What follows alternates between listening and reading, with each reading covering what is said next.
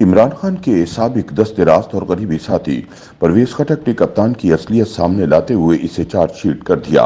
खैबर पख्तूनख्वा के साबिक वजीर आला और पाकिस्तान तहरीक इंसाफ से अलग होकर नई जमात बनाने वाले परवेज खटक ने साबिक वजीर आजम इमरान खान पर तनकीद करते हुए दावा किया है कि इमरान खान से फौज के खिलाफ इनकलाब लाना चाहते हैं और समझते थे कि वो पाकिस्तान के बादशाह हैं, कोई इनसे बास-पुर्स नहीं कर सकता।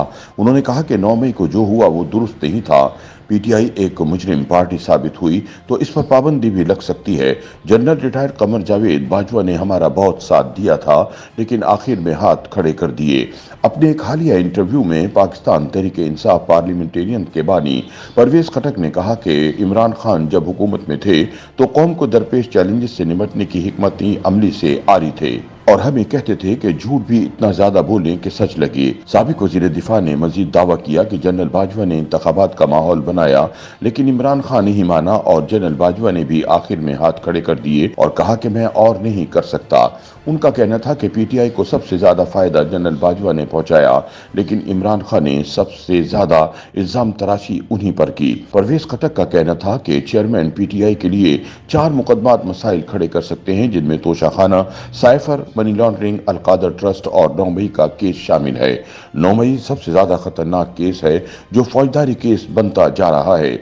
परवेज खटक का कहना था कि साइफर और अलकादर ट्रस्ट मामले पर काबीना में आवाज उठाई थी और तहरीक इंसाफ में 60% इलेक्टेबल्स को मैं लेकर आया था, लेकिन चेयरमैन पीटीआई के पास कोई प्रोग्राम नहीं था। परवेज खटक ने मजीद कहा कि इलेक्शन फरवरी में होते हुए नजर आ रहे हैं। अगर कोई अदालत में चला गया तो मजीद ताखीर भी हो सकती है।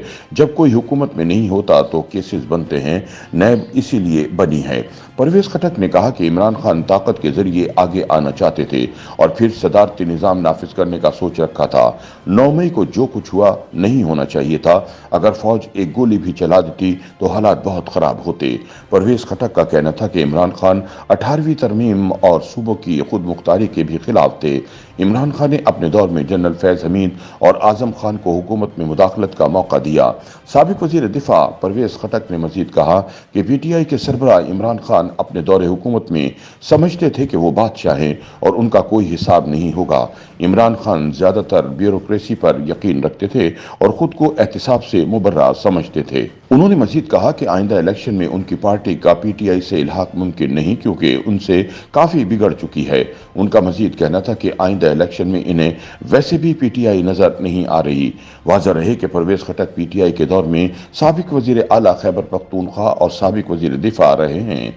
पीटीआई से बगावत के बाद उन्होंने कहा था कि वो खैबर पख्तूनख्वा के वजीर आला अपने साथियों की हिमायत की वजह से बने थे। इमरान खान का इन पर कोई एहसान नहीं। परवेज खटक ने 9 मई के वाकयात के बाद पाकिस्तान तहरीक इंसाफ से अलहदगी इख्तियार करके अपनी जमात पाकिस्तान तहरीक इंसाफ पार्लियामेंटेरियन बनाई है।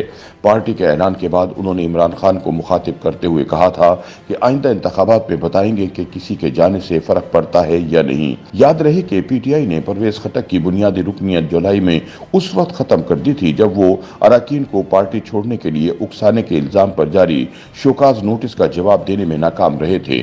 इससे 2 हफ्ते कबल परवेज खटक ने पीटीआई खैबर पख्तूनख्वा के सदर के ओहदे से इस्तीफा दे दिया था। YouTube पर गूगली न्यूज देखने के लिए youtube.com की सर्च बार में गूगली न्यूज टीवी टाइप करें। गूगली न्यूज के पेज पर सुर्ख रंग के सब्सक्रिप्शन वाले बटन पर क्लिक करना ना भूलिए। YouTube पेज पर अपलोड होने वाली वीडियो से बाखबर रहने के लिए बेल आइकन पर क्लिक कीजिए। आपको हर नई वीडियो के बारे में नोटिफिकेशन मौसूल हो जाएगा।